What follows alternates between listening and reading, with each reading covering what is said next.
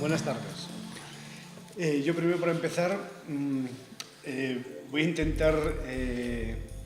situarnos en lo que se concibe como un sistema depurativo de aguas residuales, porque hemos corrido en proyectos que tienen en común algo que es fundamental ya hoy en día, que es un elemento residual,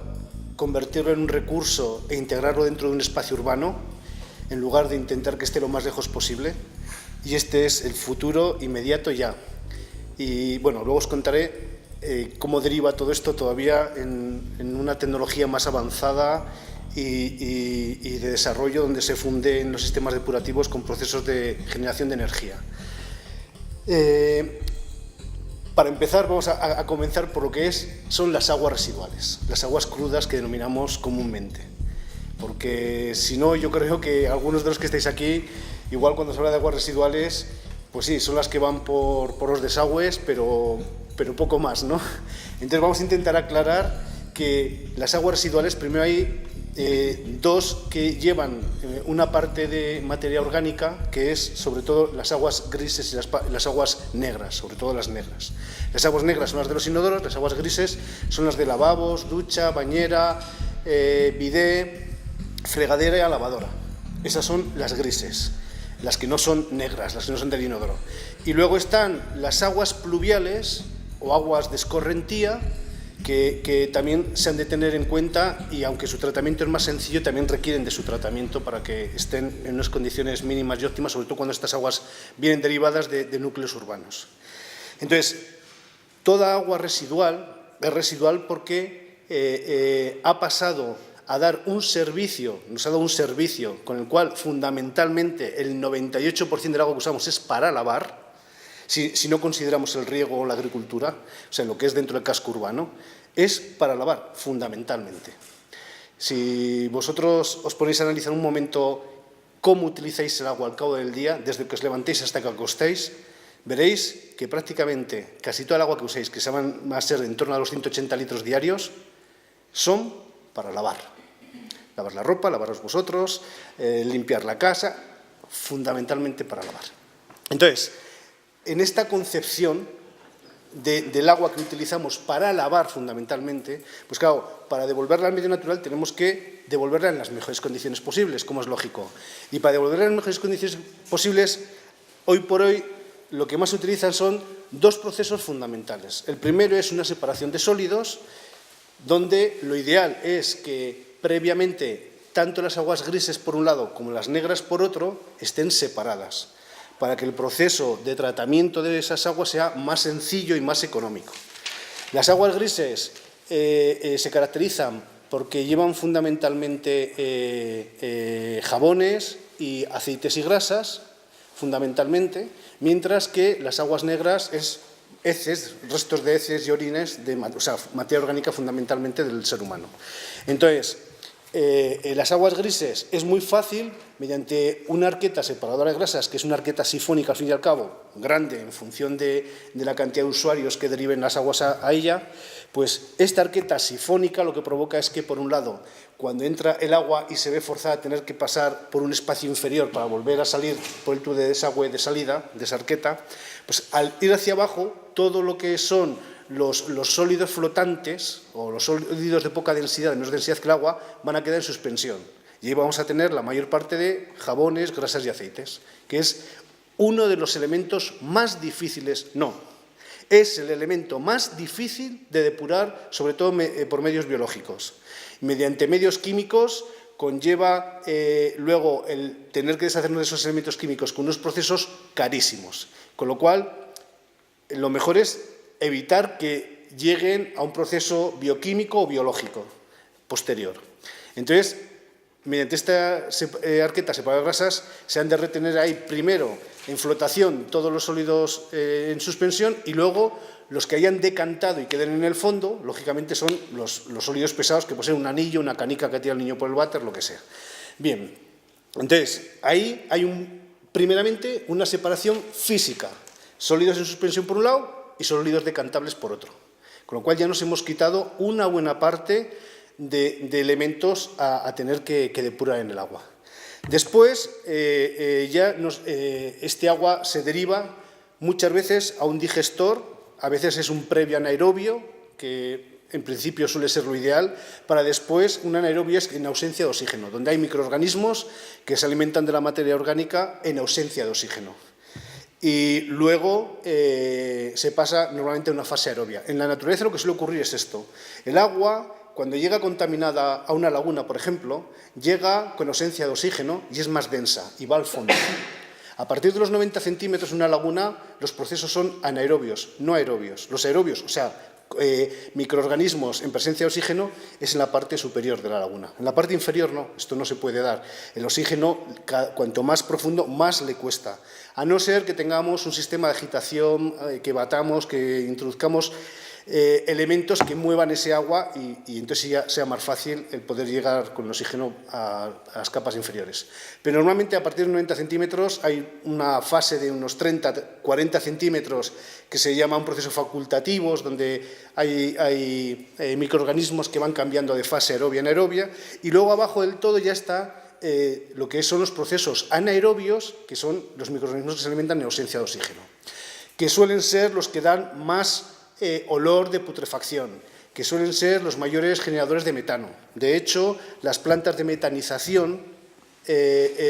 son plantas en digestión anaerobia, para que tengáis un poco una idea de esta concepción, ¿no? Entonces, si los microorganismos que se han incorporado son cepas vivas de alta resistencia, sobre todo a temperatura, a acidez, etcétera, pues vamos a tener sencillos procesos depurativos. Esto no siempre es fácil conseguirlo y aunque la mayor parte de estos microorganismos parten desde nuestro propio intestino, pero hoy por hoy, pues por la alimentación que tenemos, no tenemos una flora en el intestino que potencialmente debería ser la ideal, ¿no? No es la ideal. Hay muchos microorganismos hoy en día que nos faltan, que hace 30, 35 años nuestros padres, nuestros abuelos tenían en sus intestinos y nosotros los perdemos a los 6, 7 años. La mayor parte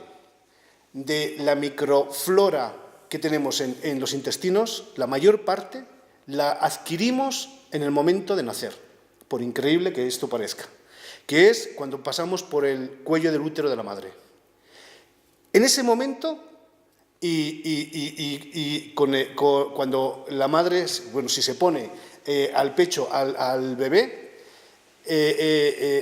sobre todo en las 3 o 4 primeras veces que mame de su vida, ese momento, que suele ser el primer día de vida, es cuando adquiere el 78% de los microorganismos que van a actuar en su intestino a lo largo de toda su vida. Pues hoy, en la vida que llevamos hoy en día, a partir de los 6-7 años, la mayor parte de esos microorganismos ya los hemos perdido. Con lo cual, con esto lo que os quiero decir es que nuestra flora intestinal no es la adecuada y entonces, si fuera adecuada, sí que serían los procesos biológicos de depuración, tanto aerobia como anaerobia, mucho más sencillos que hoy en día hay que aportar microorganismos porque no son suficientes los nuestros. Con esto, a lo que veis, a que desde hace 12 años se ha abierto un campo enorme en la microbiología, a raíz de empezar a clasificar y a cultivar determinadas cepas resistentes, pues como os he comentado antes, a determinadas condiciones en las que se van a ver sometidas, ¿no? Y hoy en día ya hay muchos microorganismos, sobre todo pues como los que lleva a Eliezer los EM, que son microorganismos de alta resistencia a esas condiciones extremas, ¿no? Pero en estos últimos 4 años se están desarrollando procesos en combinación de microorganismos con microalgas, en fotosíntesis, en una fotosíntesis continua, permanente y bajo condiciones de baja presión hidráulica. Se están consiguiendo que haya procesos de depuración con microalgas embutidos en ampollas de vidrio, donde la depuración, se consigue depuración de el agua residual de mucha mejor calidad, el agua efluente, que con los procesos depurativos convencionales o incluso los que estamos viendo ahora tan avanzados, ¿no? Que son o con macrofitas en flotación o con sistemas, fitosistemas, diríamos, que al incorporar los vegetales pues tienen una altísima capacidad de asimilar microorganismos y que el agua salga en mejores condiciones, desde luego muchísimas mejores condiciones que lo que suelen salir de las plantas municipales, de las EDAs municipales. Entonces, ya para terminar, ahora mismo estamos trabajando desde Ismana junto con el Instituto Pasteur y con BASF de Düsseldorf, con 2 laboratorios de base en Düsseldorf, estamos trabajando en esta creación de fitosistemas complejos, que han querido denominarlo así, que es el combinar determinados microorganismos junto con microalgas, sobre todo la Darema D365, que es la que se ha visto más efectiva para que el agua con nitritos y nitratos pueda extraerse de ahí hidrógeno, y ese hidrógeno mediante un compresor de tornillos se mete en una cámara criogénica y desde ahí ya tenemos hidrógeno como elemento energético para poder hacer funcionar un coche, un centro de cogeneración, una central térmica, una central eléctrica, lo que queramos. Entonces,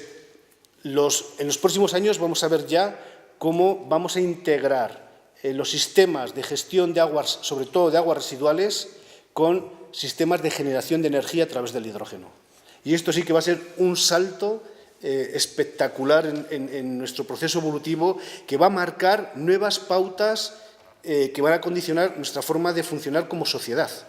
Porque no vamos a dejar de ser dependientes del petróleo, algo utópico hasta hace muy poco, y por otro lado, sin tener que introducirnos en complejos sistemas derivados de las energías renovables, como puede ser la fotovoltaica, como pueden ser los grandes aerogeneradores, de una forma mucho más sencilla. Vamos a tener prácticamente terminado el proyecto para mayo, de Aranjuez Sostenible se llama. Y el proyecto trata de 2 grandes plantas de tratamiento de las aguas residuales, pero en este caso de los ríos, donde juntamos las aguas residuales del municipio de Aranjuez, que somos 60.000 habitantes, con las aguas del Jarama y las aguas del Tajo, que son aguas con unos altos índices de nitratos, que es justo lo que necesitan estas microalgas. Y con ellas la idea es producir el hidrógeno suficiente para que Aranjuez sea totalmente autosuficiente, incluso en transporte público. De tal manera que la calefacción, el agua caliente sanitaria y el movimiento urbano del transporte va a poder funcionar con este sistema de hidrógeno. Y con ello, el proyecto, en la primera evaluación, en 14 años de toda la inversión, que una planta vale 7,5 millones y la otra 11, con esta inversión se consigue un retorno de capital en 14 años de toda la inversión. Y a partir del 14 año, incluido mantenimiento del planta y todo, o sea, el coste energético se divide en un 14% a lo que nos cuesta actualmente, si consideramos que 1 kilovatio nos cuesta 14 céntimos.